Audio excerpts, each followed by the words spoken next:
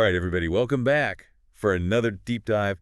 You know how it is? A new year rolls around and suddenly everybody wants to level up their money game. Yep, feeling that fresh start energy. Totally. So we actually got a really interesting piece of, well, motivational text is probably the best way to put it. Mm. It's all about this idea of really grabbing the reins of your finances and making your money work for you.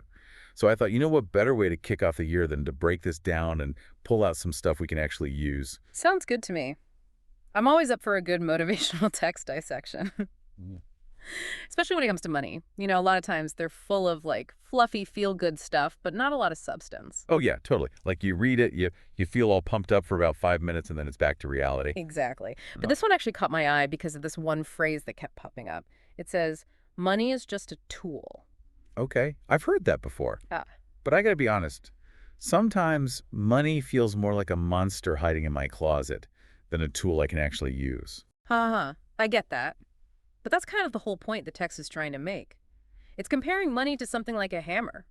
Like you wouldn't be scared of a hammer, right? Well, no. Yeah. Not unless someone's chasing me with it. Right, exactly. You'd learn how to use it to build something useful. Money's the same way. It's not inherently good or bad, it all comes down to how you use it. Okay, I'm starting to see where they're going with this.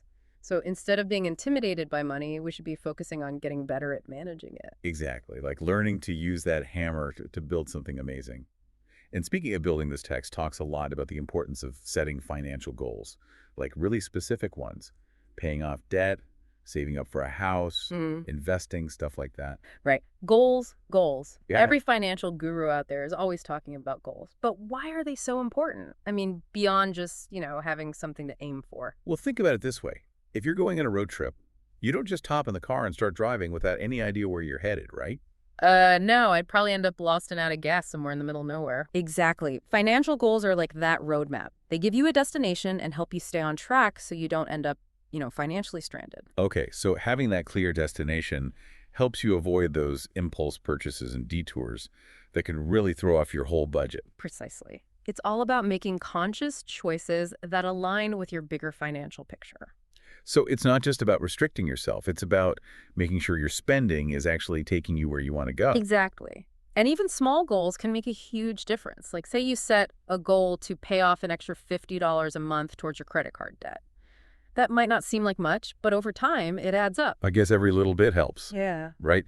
Speaking of which, this text is super big on this whole, you got this kind of encouragement. Like, it's almost a little too peppy for me. Yeah. But is there something to be said for that whole, believing in yourself thing when it comes to money? Definitely. It's not just about positive thinking, though. It's actually tied to this idea of financial literacy. Okay, so the more you know, the more confident you feel. Exactly. When you understand how money works, how interest rates work, how investments work, you're less likely to feel overwhelmed and make impulsive decisions. That makes sense. It's like anything else, the more you learn, the more empowered you feel to take control. Right. You start to see money as something you can manage, not something that manages you. Okay, so we've got our goals, our positive attitude. What about some actual, hands-on steps we can take? This text mentions a few things. Tracking expenses, creating a budget, hmm and automating savings. Where should we even begin? Well, a lot of people get hung up on tracking expenses because they think it means writing down every single penny they spend. Yeah, I have to admit, that does sound a little tedious. It doesn't have to be that intense, though. The main goal is awareness. Just getting a general sense of where your money is going. You can use an app or a spreadsheet or even just jot things down in a notebook for a couple of weeks, just to get a baseline. So it's more about identifying patterns and maybe some Yeah. areas where you could cut back without feeling like you're completely depriving yourself. Right, like maybe you discover you're spending way more on eating out than you realized. Once you see it in black and white, you can start making more conscious choices. Okay. I can see how that would be helpful. Yeah. So once you have a better idea of your spending habits, then comes the dreaded B word, budgeting. Ah, yes, budgeting. It gets a bad rap, but it really doesn't have to be scary. Think of it more like a spending plan. Okay, a spending plan. That sounds a little less restrictive. Exactly. It's about deciding in advance how you want to allocate your money each month. So instead of just hoping you have enough left over for savings at the end of the month, you're actually making it a priority from the start. So it's about making sure your spending aligns with your values and your goals. Right. And it can actually be kind of liberating because you're taking control instead of letting your money control you. I like that. So what about automating savings?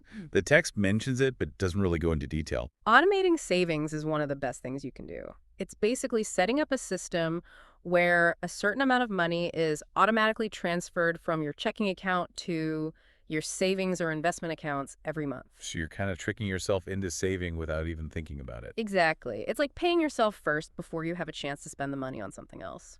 That's actually pretty clever. I like hmm that. And I guess even small amounts saved consistently over time can really add up. Absolutely. That's the power of compound interest. Even if you're only saving a small amount each month, those savings will start to earn interest, and then that interest will earn interest. It's like a snowball effect. Wow, okay.